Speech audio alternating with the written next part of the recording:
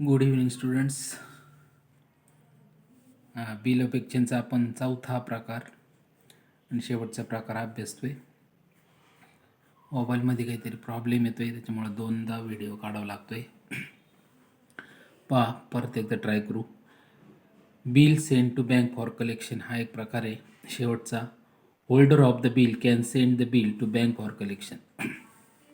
जो बिलाचं धारण करता आहे तो बिल कलेक्शनला पाठवू शकतो. In business enterprises, a large number of bills receivers are received regularly. व्यवसायामध्ये अनेक बिल हे होल्डरला येणारे असतात. And it is difficult to remember to present various bill to different drawee on different due dates. वेगवेगळे drawee असतात, वेगवेगळ्या तारखा असतात. एवढं सगळं लक्षात ठेवणं ड्रॉवरला शक्य असतं. In such cases the drawer send the bill to his or her bank who will collect the amount of these bills on due date on behalf of the drawer. Bank ड्रॉवरच्या वतीनं त्या ठिकाणी अशा बिलाचं कलेक्शन करतं. For this service bank charges certain fees known as bank charges. याबद्दल bank काही charges घेते. Drawer opens a temporary account for this purpose known as bill send for collection account. This account close on the due date of the bill. Seller creditor नेहमीप्रमाणे दिलं पा sell the goods on credit buyer debtor. याला माल विकला जातो उधारीने. नंतर त्या रकमेचं बिल काढतो drawer, drawers the bill on drawee. मग ड्रॉवी त्याच्यावर सही करतो, मग तो ॲक्सेप्टर बनतो आणि परत बिल कोणाकडे येतं? होल्डरकडं म्हणजे ड्रॉवरकडं. मग ड्रॉवर काय करतो? चौथा पर्याय अवलंबतो, send the bill to bank for collection. Bill कलेक्शनला पाठवतो बँकेकडे. मग बँक काय करते? देय तारखेला ड्यू डेटला presents on due date acceptor यांनी सही केलेली असते बिलवर, त्याच्याकडं देय तारखेला बिल सादर करते. मग हा acceptor pays cash to the bank आणि मग ते बिल बँकेकडं सादर केलं जातं. याचे नमुना एंट्री आहेत पहा 275 पेजवर. नीट लक्ष द्यायचे, पाठ करायचे त्या. Bill send to bank for कलेक्शनची एंट्री पहा ड्रॉवरच्या पुस्तकात. Bill send for collection account debit to bills received account. ड्रॉवीच्या पुस्तकात इथे एंट्री होणार नाही, कारण व्यवहार कोणात झाला? ड्रॉवर आणि बँकेमध्ये, म्हणून ड्रॉवीच्या पुस्तकात नो एंट्री. त्यानंतर bill send to bank for collection honoured on the due date. Bill honoured झालं and bank charges debited by bank. Bank account debit, bank charges account debit to bill send for collection account being bill honoured. त्यानंतर ड्रॉवीच्या पुस्तकात bills payable account debit to cash or bank account. त्यानंतर bill send to bank for collection dishonoured on the due date. Bill dishonoured झालं तर drawee account debit to bill send for collection account. इथं account शब्द लिहायचा आहे. त्यानंतर ड्रॉवीच्या पुस्तकात bills payable account debit to drawer account. त्यानंतर bill send to bank for collection dishonoured on due date and noting charges paid. Drawee account debit to bill send for collection account to bank account. आणि ड्रॉवीच्या पुस्तकात bills payable account debit noting charges account debit to drawer account. आता हे नमुना entry एका उदाहरणाच्या सहाय्याने समजून दिलेले आहेत पहा.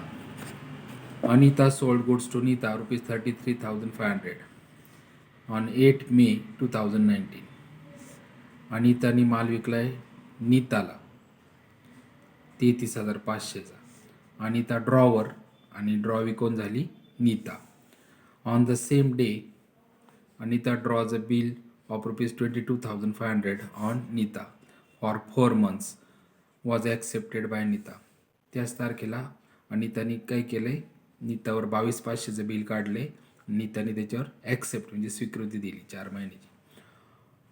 On 4 April 19 Anita send the bill to bank for collection. 4 एप्रिल 19ला अनिताने बिल कुठं पाठवलं? कलेक्शनला पाठवलं. मग याच्यात 3 स्थितीमध्ये 5 केसेसमध्ये bill is honoured on the due date and Anita paid bank charges ₹200. समजा बिल ऑनर्ड झालं आणि बँक चार्जेसचे पैसे अनिताने भरले. Bill is dishonoured on the due date. समजा बिल डिसऑनर्ड झालं आणि सी केसमध्ये bill is dishonoured on the due date and noting charges paid ₹150. आता हे एंट्री समजून घ्या. पहिल्यांदा दिलेले आहे in the books of Anita journal. हे ड्रॉवरच्या पुस्तकात एंट्री पहा. माल उधारने विकला पहा. Neeta account debit 33,500 to sales account 33,500. being goods sold for being goods sold on credit शब्द लिहायचं इथे कॅश खोडून टाकायचं आहे. त्यानंतर 8 मे बिल ॲक्सेप्टन्स रिसिप्टची एंट्री पहा. Bills receive account debit to Nita's account 22,500चं बिल काढलेलं आहे पहा 22,500. त्यानंतर बिल्स कलेक्शनला पाठवला आता. Bill send to bank for collection account debit to bills receive account 22,500 being bill send to bank for collection ही नमुना एंट्री दिलेली मागं वाचली आपण. आता बिल ऑनर्ड झालं आणि त्या ठिकाणी बँक चार्जेस भरलेत पहा.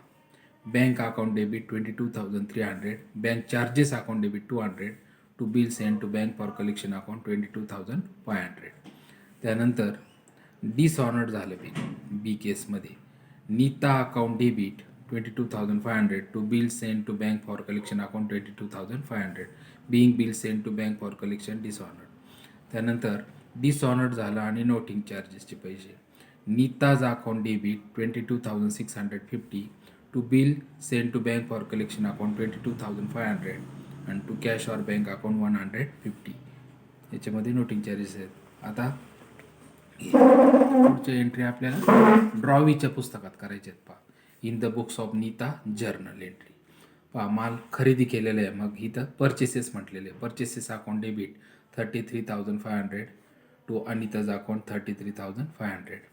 त्यानंतर ॲक्सेप्टन्स गिवन स्वीकृती दिली. Anita account debit 22,500 to bills payable account 22,500 being our acceptance given. त्यानंतर बिल ऑनर्ड झालं पहा. Bills payable account debit 22,500 to cash account 22,500. त्यानंतर बिल डिसऑनर्ड झालं. Bills payable account debit 22,500 to Anita account 22,500. त्यानंतर बिल डिसऑनर आणि noting चार्जेसचे. Bills payable account debit 22,500 noting charges account bills payable account debit 22,500 noting charges account debit 150 to Anita's account 22,650. याची total इथे केलेली आहे. आता renewal of bill of exchange समजून घेऊ. रिन्युअल म्हणजे काय? बिलाचं नूतनीकरण करणं. जुनं बिल कॅन्सल करायचं आणि त्याच्या बदल्यात नवीन बिल काढायचं. नवीन बिल काढल्यामुळं काय होतं की त्या ठिकाणी जुनं बिल डिसऑनर होत नाही आणि वाढीव मुदत मिळते ड्रॉवीला. त्याच्या बदल्यात त्या ठिकाणी व्याज घेतलं जातं. पाहिजे दिले समजून व्यवस्थित. Cancellation of bill on maturity in return of a new bill for an extended period of credit is known as renewal of bill of exchange.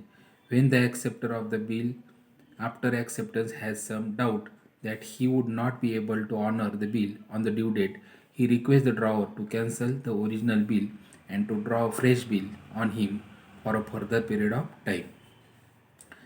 जेव्हा ड्रॉवीचे लक्षात येतं की आपण आता बिलाचे पैसे देऊ शकत नाही, तो त्यावेळेस ड्रॉवरला विनंती करतो की जुनं बिल कॅन्सल करा, नवीन बिल काढा, मी व्याजाचे पैसे त्याबद्दल देईल. म्हणून ड्रॉवर जर ॲग्री झाला, if the drawer agrees to such an offer, the drawee gets extra time of credit for which drawee has to pay interest. त्याबद्दल त्याला व्याज द्यावं लागतं ड्रॉवीला. Amount of interest can be paid along with part payment or with the new bill. Part पेमेंटमध्ये व्याजाचे पैसे मिळतात किंवा मग नवीन बिलामध्ये. आता इथं कॅन्सलेशन ऑफ ओल्ड बिलची एंट्री कशी केलेली? चारही प्रकारामध्ये. आपण चारही प्रकार शिकलो ना. रिटेन बिल, त्यानंतर डिस्काउंटिंग विथ बँक, त्यानंतर बिल सेंट फॉर कलेक्शन आणि एंडोर्समेंट एकत्र समजून दिले त्यांनी. ड्रॉवरच्या पुस्तकात बिल कॅन्सल करायची एंट्री किंवा डिसऑनरची entry. Drawee account debit to bills receive account ही रिटेन बिलमध्ये होईल. आणि समजा जर डिस्काउंट केला असेल बँकेत तर drawee account debit to bank account. आणि जर बिल कलेक्शनला पाठवलं असेल तर drawee account debit to bill send for collection account. आणि जर एंडोर्स केलं असेल हस्तांतर तर drawee account debit to endorsee account. आणि ड्रॉवीच्या पुस्तकात एकच होईल, bills payable account debit to drawers account. त्यानंतर interest due on balance amount, व्याजाची रक्कम ड्यू दाखवायची पहा. Drawee account debit to interest account. इकडे विरुद्ध होईल, interest account debit to drawer account. त्यानंतर पार्ट पेमेंट मिळाले तर bank cash or bank account debit to drawee's account. याच्यात व्याजाचे पैसे मिळत असले तर ॲड करायचे. विरुद्ध drawer account debit to cash or bank account. त्यानंतर drawing and acceptance of new bill, नवीन बिल काढलं तर bills receivable account debit to drawee account, याच्यामध्ये जर नवीन बिलात रक्कम व्याज टाकली तर याच्यात ॲड करायची. ड्रॉवीच्या पुस्तकात drawer's account debit to bills payable account. त्यानंतर इंटरेस्ट पेडचे दिलेले याच्यात पुन्हा रिटायरमेंट हा एक भाग समजून घेऊ आपण. Retirement of bill under rebate, rebate म्हणजे सूट. Making payment of bill well before the date of maturity is known as retirement of bill. दुसरं बिल काढलं, दुसऱ्या बिलाची मुदत संपायच्या अगोदरच ड्रॉईने पैसे दिले तर त्याला ड्रॉवर काही सूट देतो, रिबेट देतो त्याला म्हणतात. When the acceptor of bill makes payment to the holder before the due date, it is known as retiring a bill. Drawer allows some discount or rebate to the drawee for the unexpired period.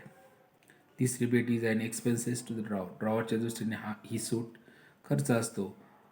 And income to the drawee or acceptor, आणि ड्रॉवीला सूट मिळते त्याच्या दृष्टीने ते income असतं. Entry समजून घ्या. Cash or bank account debit, rebate account debit to bills receivable account.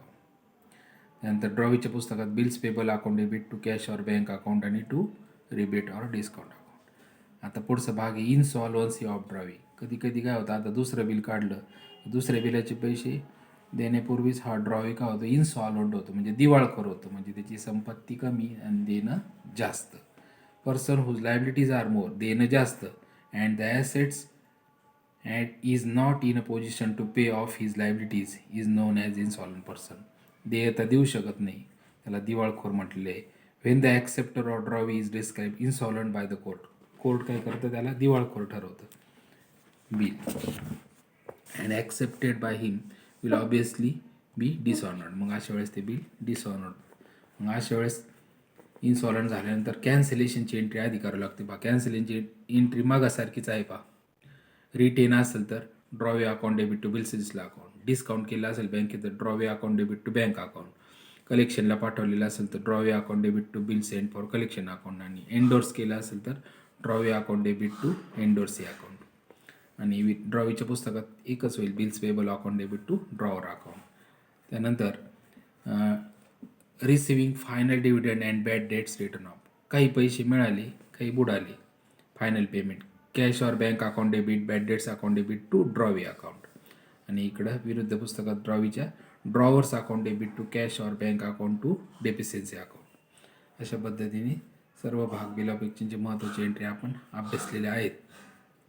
आता आपल्याला प्रत्यक्षात उदाहरणं सोडवायची आहेत. या चारही प्रकारच्या एंट्री तुम्हाला आल्या पाहिजे.